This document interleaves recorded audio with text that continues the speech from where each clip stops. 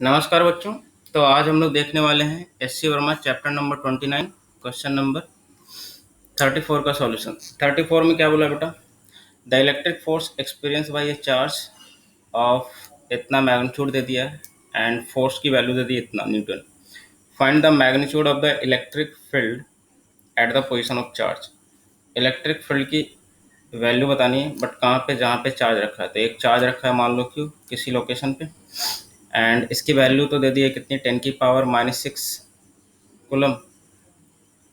And इस पे जो फोर्स लग रहा है, मान लेता हूँ कि मैं इस डायरेक्शन में फोर्स लग रहा है कोई, and that is equal to कितना है, 1.5 इंटू 10⁻⁻³ न्यूटन।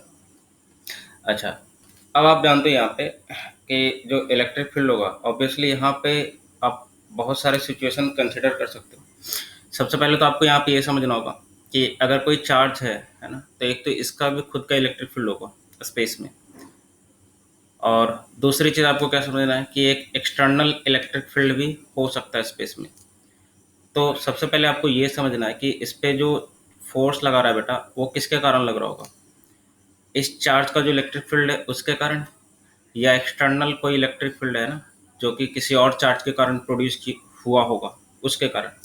तो आंसर इस पे जो फोर्स लग रहा होगा एक्सटर्नल के कारण लग रहा होगा।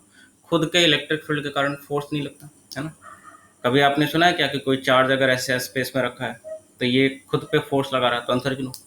हाँ, जब भी यहाँ पे किसी दूसरे चार्ज को लाते हो तो इसके फील्ड के कारण इस पे फोर्स लगता है, या इसके फील्ड के कारण इस पे फोर्स लग सकता है। अब वो डिपेंड करता है कि चार्ज की मैग्नीट्यूड वगैरह पे, है ना।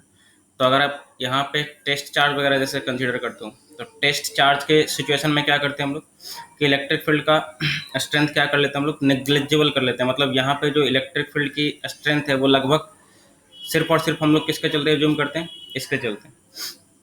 तो यहाँ पर भी आपको वही समझना है। यहाँ पे आप तो सिंपल समझो कि ये कोई टेस्ट चार्ज है, इसको रखा गया यहाँ पे, तो ऑब्वियसली इस पे जो फोर्स लग रहा होगा एक्सटर्नल इलेक्ट्रिक फील्ड के कारण लग रहा होगा। तो आप इसकी वैल्यू बता दो, तो सिंपली आप क्या लिखोगे, F equal to Q E.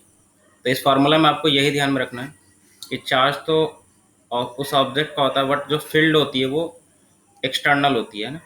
तो ई की वैल्यू आप सिंपली क्या निकालोगे बेटा, यहाँ पे F/Q करके, और F की वैल्यू दे दिए है ना, डिवाइडेड बाई Q कर लो। आप डिवाइडेड बाई इतना करोगे तो पावर ऊपर चला जाएगा, तो 1.5 इंटू 10⁻⁶ ऊपर जाएगा तो +3 आ जाएगा, एंड दैट इज न्यूटन पर कूलम।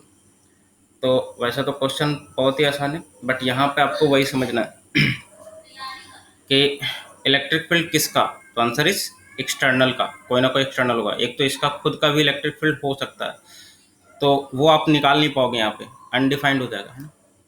जैसे कि अगर आपसे पूछा जाए कि कोई चार्ज क्यू है और इसका इलेक्ट्रिक फील्ड बताओ आर लोकेशन पे, तब तो आप बता दोगे कितना आएगा, KQ/R²। लेकिन अगर आर जीरो कर दो, तो आर जीरो कर दो तो क्या लिखोगे, इलेक्ट्रिक फील्ड इज इन्फिनिटी। यहाँ पे हम लोग क्या लिखेंगे, अनडिफाइंड होता है ना इलेक्ट्रिक फील्ड को। यहाँ पे हम लोग आर जीरो के लिए डिफाइन ही नहीं कर सकते, अनडिफाइंड होता है ना, नॉट डिफाइंड। तो ये सिचुएशन आपको समझना है। तो यहाँ पे पूछा सिर्फ है इलेक्ट्रिक फील्ड का मैग्नीट्यूड पूछा है, तो हम सिर्फ और सिर्फ किसका निकालेंगे, एक्सटर्नल वाले का निकालेंगे, है ना। इसके कारण जो है उसको हम डिफाइन ही नहीं कर सकते। तो चलिए नेक्स्ट मिलेंगे हम लोग क्वेश्चन नंबर 35 के साथ।